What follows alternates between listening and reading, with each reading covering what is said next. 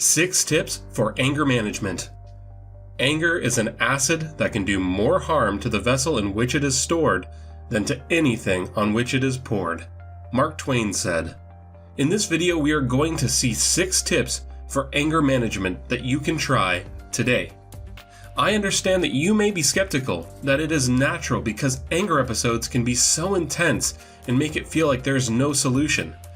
You may be thinking that 6 tips for anger management may sound too good to be true. If it helps, think of these as tips for a healthy life, and do them even if you don't get immediate results. Believe me, it won't be long before these simple things will improve your life. But before that, make sure you hit that like button and subscribe to the channel. So without further ado, here are 6 tips for anger management.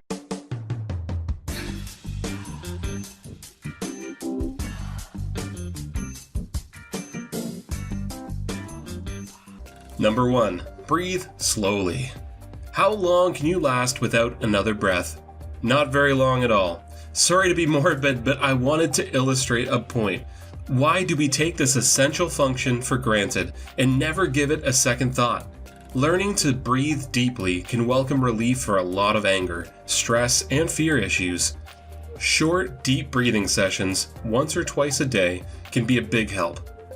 For a massive distress experience, sit or lie down somewhere comfortable. Breathe in slowly and allow the air to fill your lungs from the top of your chest all the way to the bottom of your navel area.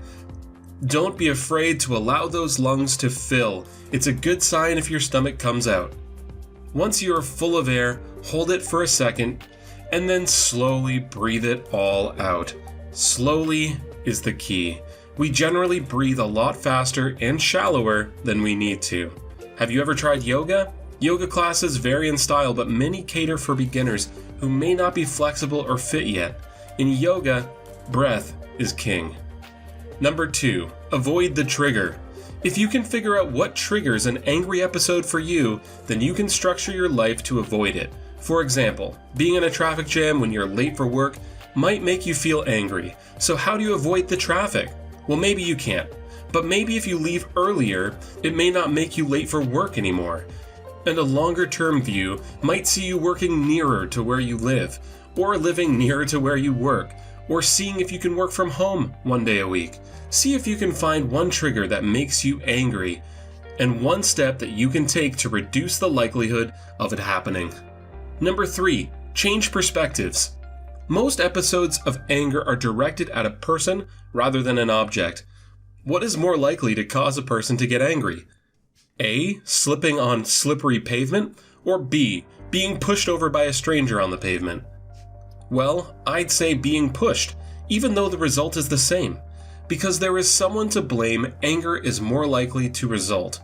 And whilst this may seem like a silly example, there is a lot that you can take from it in terms of controlling anger.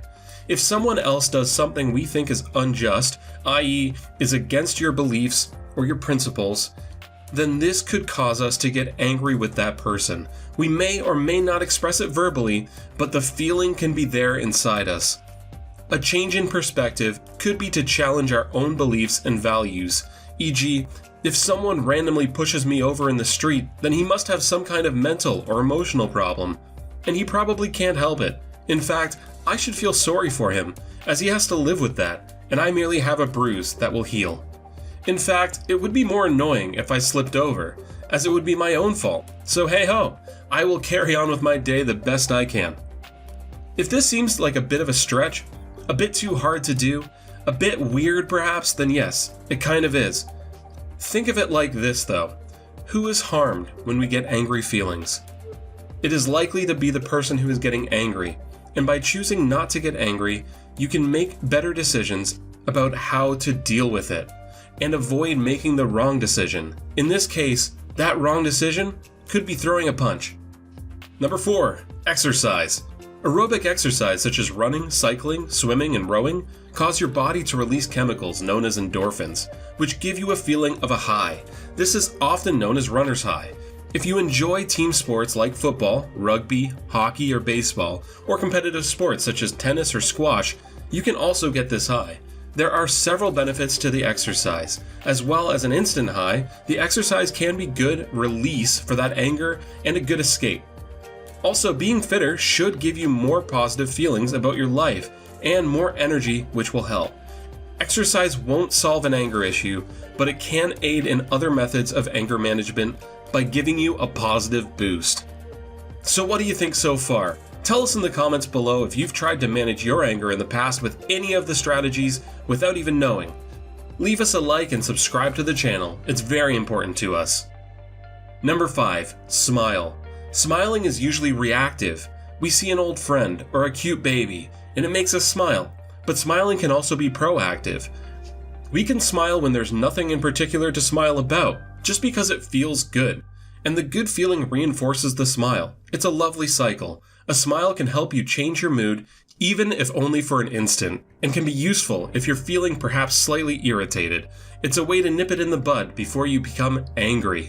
Again, I recommend you deal with the problem that made you irritated. Think about if it was reasonable to feel like that, or if you feel in hindsight that actually it was silly to get annoyed about something so trivial. Try to think about how other people may react in the same situation. I mention this because a smile isn't meant to be a way to avoid tricky feelings. They must be acknowledged. It is a way to change your mood for the best, so a little niggle is less likely to ruin your day. Number 6. Love. Here, love refers to a common love for all people and things. A deep spiritual love rather than a romantic attachment. Practice this love, a feeling of truly adoring and respecting the world around you, and you may feel that angry feeling subsiding. Like it is impossible to be grumpy when you are dancing, and it's not possible to be angry when you're feeling love. Even if the feeling is only fleeting, give it a go. This one can take a lot of practice if you're not used to it, or if you're skeptical. Again, if you're skeptical, give it a go. Keep an open mind, and don't expect any kind of result. If you feel good, it's a bonus, and you will probably feel good. You don't have to try them all at the same time. Just pick and choose as you go along. You can also follow us on social media for more relevant content and send us your ideas by email about what you want to see in future videos. Check the links in the description below, and we'll see you in the next video.